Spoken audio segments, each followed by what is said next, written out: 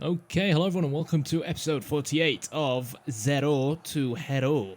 And yeah, we're up against Atletico Madrid away from home. And that's right, you have just spotted Mohamed Salah in an Atletico Madrid shirt, which was, to say the least, a little bit confusing. He's playing out on the right-hand side.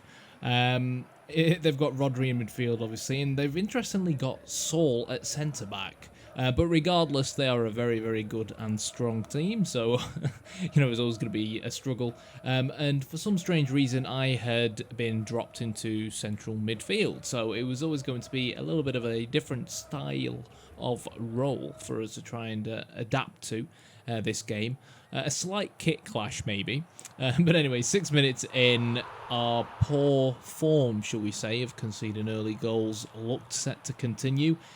Borja Garces, I think is how you pronounce it. No habla español. It was a good pass, a good assist, I think, from Thomas Partey, having a party in midfield. And it only took him 6 minutes to really kick that party off. A nice lob over the top, going right back towards the other end from myself into the path of Enes Unal, but I maybe should have released the pass a little bit earlier, and Enes Unal really would have been one-on-one with the goalkeeper and should have really finished from that point onwards. A couple of minutes later, I get a shot from distance. It looked like it may have just fizzed into the goalkeeper's left-hand side, but it was a fingertip save for the Atletico Madrid man between the sticks. And from our perspective, we win a corner and we go again. 5 minutes later, free kick for the home side. They win the ball in the air, and then Thomas Lemar unleashes a unbelievable strike from the edge of the box. I think it was just about from the edge of the box. It was poor defensively from us. Obviously, I leapt to try and win the header, but I shouldn't be the player trying to win that header. There were defenders in and around the person that won that header that obviously gave the second ball to Thomas Lemar. So, when you go 2-0 down away at Atletico Madrid, I mean, we were never really expecting to win this game. Atletico Madrid under Simeone, fantastic side. But, we would like to be playing better going forwards. And, we'd like to be doing a little bit better defensively. Atletico Madrid did eventually get a man sent off. I accidentally skipped it, though, because it didn't look like a red card to me. I thought it was just going to be a yellow card. But despite that, we tried going forward. We tried to play in Enes Unal, and we know what Atletico Madrid are good at, especially under Simeone, regardless of whether Griezmann is on the bench or not. It is hitting teams on the break, and the man that scored the first goal of the game wrapped things up with the third goal of the game. It was very easy from a defensive perspective. No one really picked him up there. I think number 5 should have really given our number 28, Kareem, a little bit of a hand trying to, stop that run, but it didn't happen. 77th minute, shot from Miguel, who's going to be retiring at the end of this season, went just over the bar. 82nd minute, ball whipped into the box towards Enes Unal, and unfortunately, I think Ginter did just about enough to put him off.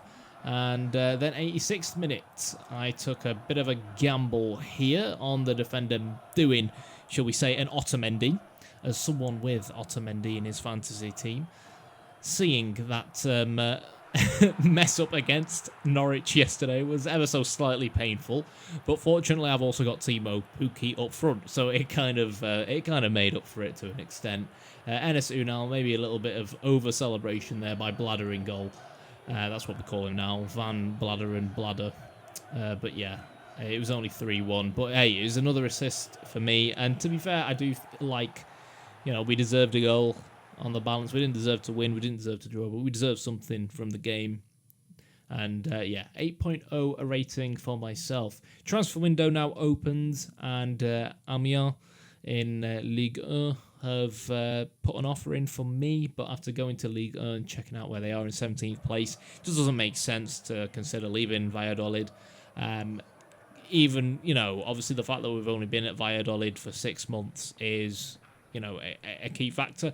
I feel like if I were to leave Valladolid, be it after a year, after 6 months, or after 6 years, it would be to go back to England rather than take a sideways step to Ligue 1. I do feel like La Liga is a stronger division than Ligue 1, which is dominated by PSG. I'd probably only go to Ligue 1 to join PSG. However, whether or not this series goes on long enough to the point where we reach that, point where we are good enough to join PSG awaits to be seen with PES 2020 coming out. Header from me, unmarked, the front of the pack really, and it was a poor finish. But then again, I'm not exactly the best aerially. We obviously got a few headed goals back in Japan. We struggled aerially in the Championship, and we've come to La Liga, and we've been probably slightly better, whether it's down to La Liga being slightly less physical or down to me improving physically, I don't know. But anyways, yeah, so I got substituted off, and straight away, as soon as really, I was swapped out, we did unfortunately concede a goal, and to add insult to injury, Montiel did this stupid celebration. Now, I'm not sure what he means by that, but yeah, Guedes looked to be enjoying that one as well. So 1-0 down against Gary Neville's Valencia. No, it's not really Gary Neville's Valencia. Poor defending from us, but again, Valencia are probably the slightly better side. We're overachieving right now, Valladolid. Our aim really is, if we can get a top 6 spot, then happy days for us. If we can't, then we'll see what happens come the end of the season. So full time, 6.0 rating for me. Got substituted off, and I don't know if the gaffer suddenly has decided to hold some sort of theory against me, because next game up against Villarreal, he decided to drop me to the bench. And in terms of form, in terms of fitness, to be honest, I'm fine. So I'm not really quite sure why I've become his scapegoat, especially when I am one of the top performers in the side. So it was a bit disappointing, but it is what it is. For me, the main issues in this team, I've always said that offensively we're quite good. Like, I feel like with me on the pitch, me and Enes Unal or Ivi Lopez or the other guy, we can always create goals. It feels like keeping them out the other end, which is where the problem lies. Plaza's the guy I was thinking of. But my replacement, to be fair to him, in Zyro, who obviously was playing out on the right wing there, because I did move back to the right wing after that Atletico Madrid game, crossed the ball in towards the head of Plaza, and that gave us a 1-0 lead. So looking on at that from the bench, it did make me wonder whether or not, how that would reflect on my position in the starting lineup. But regardless, I'm a team player, and it's a team game, and it was delighted to see us go 1-0 up. It was just a case of whether or not we'd actually be able to hold on to the lead and take all 3 points for this home game. 67th minute, throw-in, which is the kind of scenario we conceded from against Valencia, and it happened again. So disappointing. Lazare made it 1-1, and from my perspective, at this point, approaching the 65th, 70th minute, I feel like it's about time that the gaffer substitutes me on and lets me try something a little bit different, and that's exactly what happened. I come off for, to be fair to him, the guy that assisted our goal, for me to try and see whether or not I can get us the winner, or at least, give a helping hand in terms of trying to create that winner. 77th minute, defenders, very similar to what we saw against Barcelona, played it out the back, but played it out the back poorly. Lazare, though, 1-on-1 with the goalkeeper, should have finished, and then another one of their boys had a chance from what was practically almost point-blank range, so he'll be very disappointed to have not hit the target from there. Low-drilled cross, and you've got to hit the target from there, and it did mean that it was honours even come full time. I'm not really quite sure how I can get a rating of 3.5, considering I was only on the pitch for about 15 minutes, but it is what it is. Next up against the Basque boys, which is Athletic Bilbao.